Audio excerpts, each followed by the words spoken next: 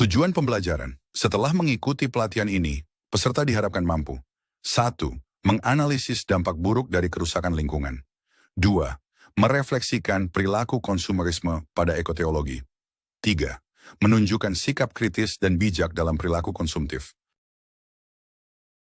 Perserikatan Bangsa-Bangsa melaporkan, kita, manusia, sedang menghancurkan sistem penyangga kehidupan bumi dengan laju yang mengkhawatirkan. Ekosistem sedang terdegradasi oleh industrialisasi yang pesat dan pembangunan yang tak henti-hentinya. Data terus membuktikan bahwa kita sedang mengubah iklim dan meracuni udara, air, dan tanah planet ini. Pada tahun 2020, dunia memiliki 3,7 giga hektar hutan alam, yang mencakup lebih dari 28% luas daratannya. Pada tahun 2024, dunia kehilangan 27 mega hektar hutan alam, setara dengan 10 gigaton emisi karbon dioksida. Sehingga kesehatan manusia dan spesies lainnya terancam. Ledakan populasi dari 3 miliar pada tahun 1960 menjadi lebih dari 8 miliar saat ini. Dan tuntutan terhadap alam tampaknya berada di jalur yang tidak berkelanjutan. Tuntutan tersebut mencakup pemenuhan kebutuhan dasar manusia bagi mayoritas penduduk dunia. Selain itu, juga memenuhi hasrat yang tak terpuaskan akan barang dan kenyamanan yang disebarkan oleh daya tarik materialisme.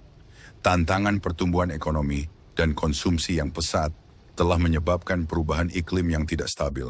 Hal ini mengkhawatirkan dampak yang ditimbulkannya termasuk meningkatnya banjir dan badai, kekeringan dan kelaparan, naiknya permukaan air laut dan menghangatnya samudra.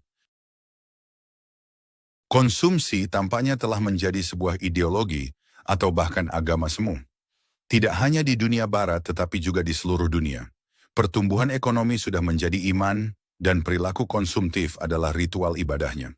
Mimpi tentang kemajuan kini menjadi mimpi yang telah terdistorsi. Selain itu, ideologi konsumerisme bergantung pada pandangan dunia yang berakar pada rasionalitas instrumental manusia. Artinya, dalam pengambilan keputusan diasumsikan bahwa semua pilihan dapat diukur dan dibandingkan secara jelas. Ukuran pasar seperti harga, kegunaan, atau efisiensi menjadi yang paling dominan. Hal ini dapat menghasilkan pandangan utilitarian terhadap hutan, melihatnya hanya sebagai sejumlah kayu gelondongan atau sekadar kompleks ekosistem mekanistik yang menyediakan jasa bagi manusia.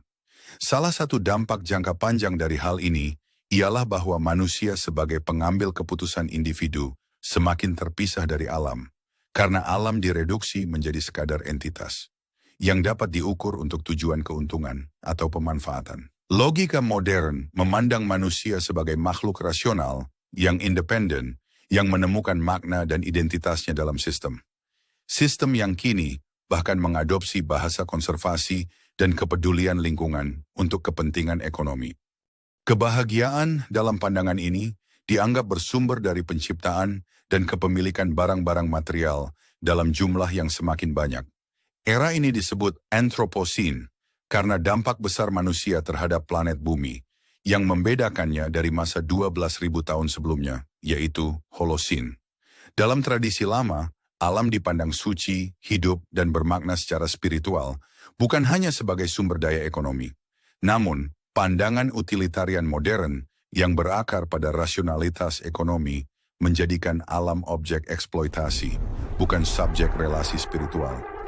Max Weber mengungkapkan bahwa modernitas dan kapitalisme global menyebabkan disenchantment of nature, yaitu hilangnya rasa pesona dan kesucian alam dunia, yang dulu dianggap memiliki dimensi spiritual, kini direduksi menjadi mekanisme rasional yang dapat diukur dan dikendalikan. Akibatnya, manusia kehilangan hubungan emosional dan spiritual dengan alam, serta merasa dirinya terpisah dari jaringan kehidupan.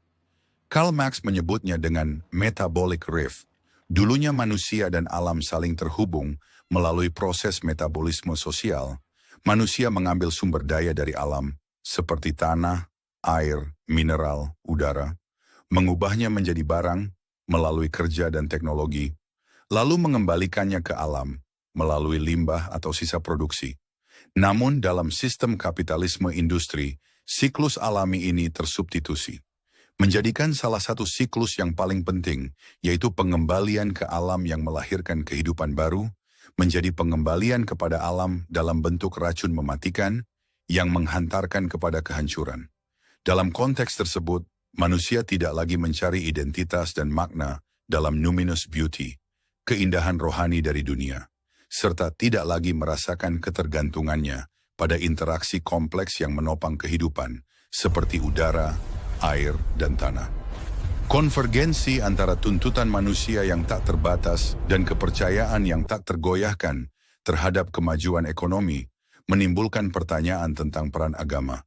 Apakah agama mendorong, menghambat, atau justru mengabaikan dorongan dominan manusia untuk memenuhi kebutuhan materi secara pantas, atau memanjakan keinginan materi secara berlebihan?